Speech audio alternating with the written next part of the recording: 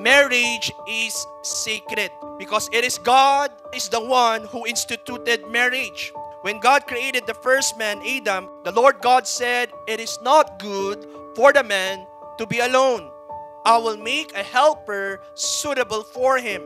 One of Adam's ribs, God created another human being with a womb. That's why it was called woman by the name of Eve.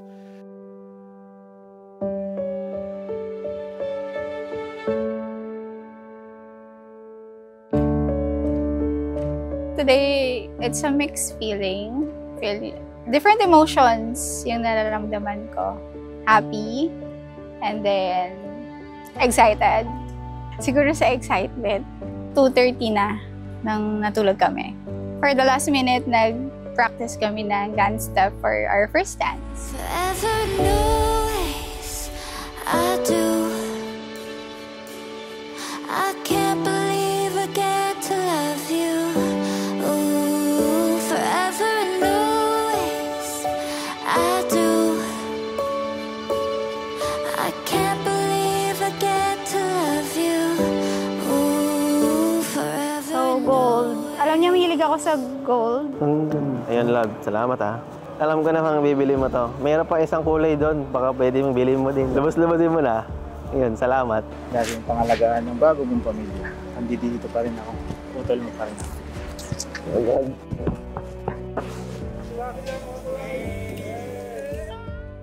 Sana maging center ang ating Panginoon sa inyong pag-isama.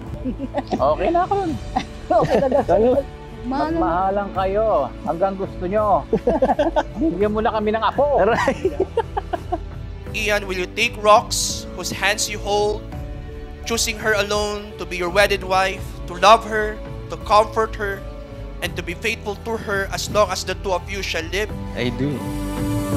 Forever knows. Rox, will you take Ian, whose hands you hold, choosing him alone, to be your wedded husband, to love him, comfort him, to be faithful to him as long as the two of you shall live? I do.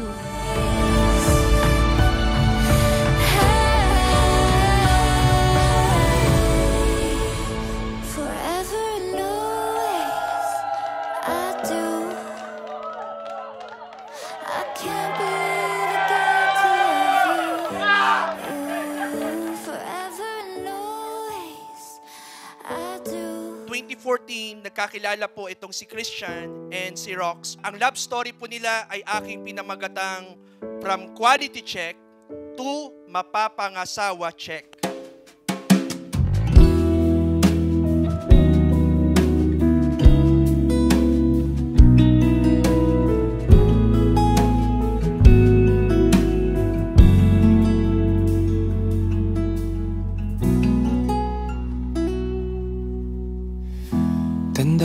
Day zero. Actually, wala masyadong nakakaalam ng love story namin kasi it's not a typical love story. So, nag-start kami as co-workers and then friends. Kasi parang nalilate na ako nun sa work. Then nakita ko siya. Late din siya. And then eventually, mutual feeling. We don't have any romantic date. Ang sigurong pinaka-date na lang namin, we're friends na lumalabas kami. Mga mukha naman nila waki eh. Ano yun? Ay! Naaalala mo pa ba ang ating unang pagkikita? Kislap sa ating mata, tayo magkalapit. Di matagong ka pa sa tuwing ika'y inaharap. Di makatulog sa Si Ian, si Negs, very patient, very kind. Tapos, yung sense of humor niya. So, sabi nila kasi masungit ako. Kasi as a teacher, masungit daw. Pero, siya yung makakapagpatawa sa akin kahit isang buong araw.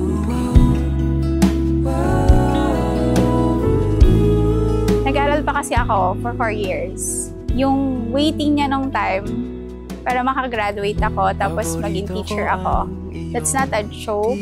Siguro kasi nung time na yun, parang malayo din siya sa magulang niya. Parang ako na lang din talaga yung makakatulong sa kanya nung time na yun.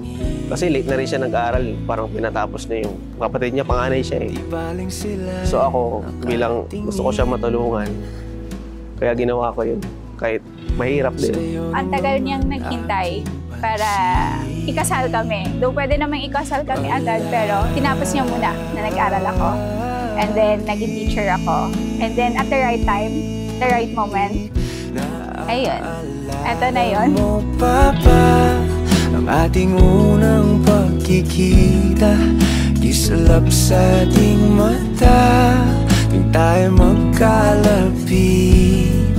Di matagong ka pa sa tuwing ika'y inaharana. Di makatulog sa ating pananapik. Pwede ba tayong bumalik sa ating unang halik? Ayan, love. Nakarating na tayo sa moment na to na akala ko hindi tayo makakarating. Ang dami nangyari. Ang dami ko ring faith. Pero andun ka palagi. Hindi mo ko iniwan. Nandito rin ako para sa'yo. Alam mo yan.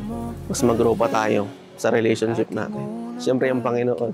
Sentro natin yan. Kasi pag wala ang Panginoon, hindi matutuloy itong marriage na. Tuwing tayo magkalapit, di matagong ka pa sa tuwing ikaw ay naharana. Di makatulog sa ating pananapik. Pwede ba tayong Ian, bumalik? you may now kiss your bride. I picture different ways to say I do. But this one, I would say, is the best. I give you my hand, my heart, and my love. From this day forward, for as long as we both shall I live.